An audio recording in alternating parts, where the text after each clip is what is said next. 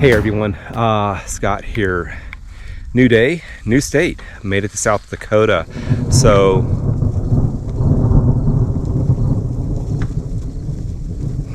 we're in the midst of a small thunderstorm. But yeah, after leaving Overland Expo Mountain West, Beth and I made a run for South Dakota. We made it up here to the Black Hills, and we're hoping to get a little bit further northeast tomorrow, to see if we can't get into the Badlands. We got a little bit of rain coming down out here, so exciting times ahead. Things are going great. The weather is awesome out here, and yeah, so here we go. With no planning, no expectations, and only about 60 hours to explore, Beth and I take a whirlwind tour of South Dakota.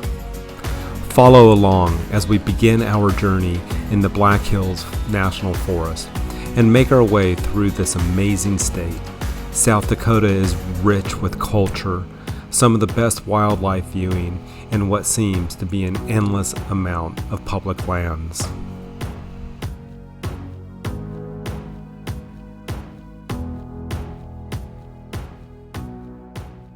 Hey everyone, so we are out here on a back road inside of Wind Cave National Park in southern South Dakota. You'll see my caution here in just a second. We have rolled up onto a really special treat. I've been on game drives in Africa with lions and elephants and giraffes, and this is just as special. So if you follow me around onto the driver's side of the Jeep, if you look right about there, you got a couple of fluffy cows, also known as the American bison, and then we got a small little herd over here. So these are just iconic Americana. Got another one right there as well, as Beth is watching. Beth is keeping eyes out for me, making sure I'm safe. And something to keep in mind, I'm at least 150 feet away from these guys. Do not approach these animals. They are dangerous, and they will absolutely gore you and cause you severe injury. But this is truly a special moment in our day and on this trip. I cannot wait to see what else this road leads us to. As we head down Highland Ridge Road inside Wind Cave National Park, we are treated to some of the most spectacular views and very few people. If you go, have plenty of fuel, pack a picnic, and take your time for some of the best wildlife spotting in the state.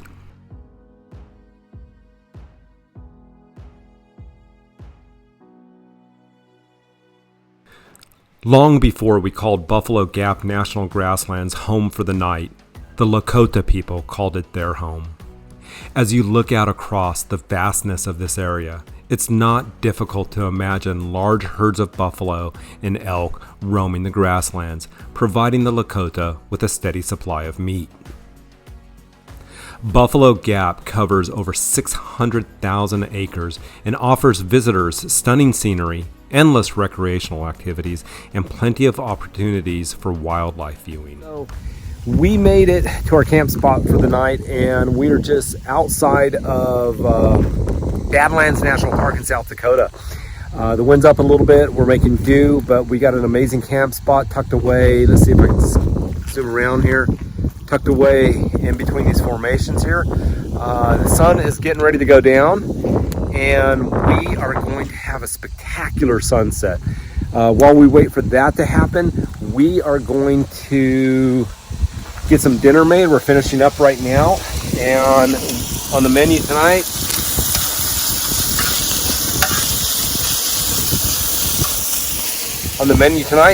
tacos El Pastor. So we're gonna eat some of these, then we're gonna watch the sunset, and we're gonna hunker down. That's about it. You guys have a good day.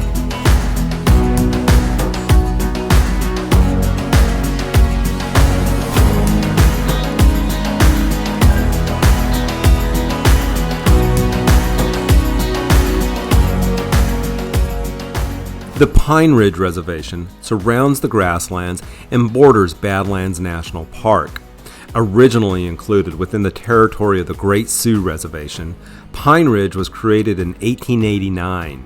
Today, it consists of over 3,400 square miles and is one of the largest reservations in the United States. So as you drive through the Pine Ridge Nation, show respect to the land and to the culture. So we came out of the Buffalo Gap National Grasslands just outside of Badlands National Park, needed gas. We were down to about 50 miles in range and pulled into the only gas station in Interior, South Dakota. That's the town name, Interior, South Dakota, population 94. This is not something you ordinarily see anyplace else in the country. In fact, since I was a kid, I can't remember the last time I've seen this. But we have an old school pump, and you pump first and then bring in the dollar amount. These folks are just the salt of the earth. Integrity and honesty goes a long way. So I'm gonna get some gas and we're gonna go climb a rope ladder of some sort. As we enter Badlands National Park, we are immediately greeted by a rugged beauty that has lasted the test of time. The park's 244,000 acres used to be home to rhinos and ancient horses. It is now home to one of the richest fossil beds on Earth. If you visit, you can expect to see plenty of bison, prairie dogs, and black-footed ferrets. Our time in Buffalo Gap National Grasslands was incredible, though short. You won't be disappointed exploring some of the many hiking trails in the park. Beth and I love the views of the Notch Trail. This is a place Beth and I will definitely come back to so we can go deeper into the backcountry and explore it properly. Badlands National Park in South Dakota. Is it worth it? You be the judge.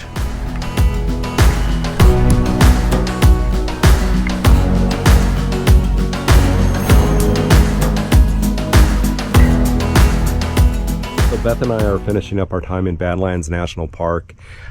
Typically not our ideal locations that we want to go to as overlanders. But I got to tell you, man, it's been a spectacular time. The views go on forever. The topography forever changing. I highly recommend you stopping in at the visitor center and visiting with the archaeologists and the paleontologists there and learn about the fossils that are dug up here in the park. If you do happen to come and visit Badlands National Park and you're out here hiking and you do come across a fossil, take pictures of it, lots of them. See if you can grab some GPS coordinates. Don't touch it, and then email that information or take it back to a park official so they can properly excavate the site. Very important that we preserve our history and our heritage out here, and just don't be one of those people that ruin it for everybody else. Our time in South Dakota was running out, and we still needed to find a spot to camp somewhere near the Wyoming border. But it would be criminal to come all this way and not stop, even if just for a short time, at Mount Rushmore. It was really a special moment for me watching Beth's reaction to this national landmark. The truth is, she wanted to stop here more than I did. I'm so glad we stopped at Mount Rushmore. If we hadn't have stopped, I would have regretted it the rest of the trip. Now we just need to find our last South Dakota campsite before we head into the Wyoming backcountry. Fortunately, the Black Hills National Forest consists of over 1.2 million acres of forested hills and mountains. So finding a campsite using Onyx Off-Road shouldn't be terribly difficult. Even though we didn't have a lot of time, we got to see and do some really neat things during our time in South Dakota. The kindness of the people were truly amazing. We loved popping into the southern entrance of Badlands National Park and learning about the Lakota Nation and their culture. Wind Cave National Park gave us some of the best wildlife viewing without the crowds, and Buffalo Gap National Grasslands was beyond beautiful. In less than 60 hours, Beth and I discovered enough of South Dakota to know we're coming back to adventure further and to see more.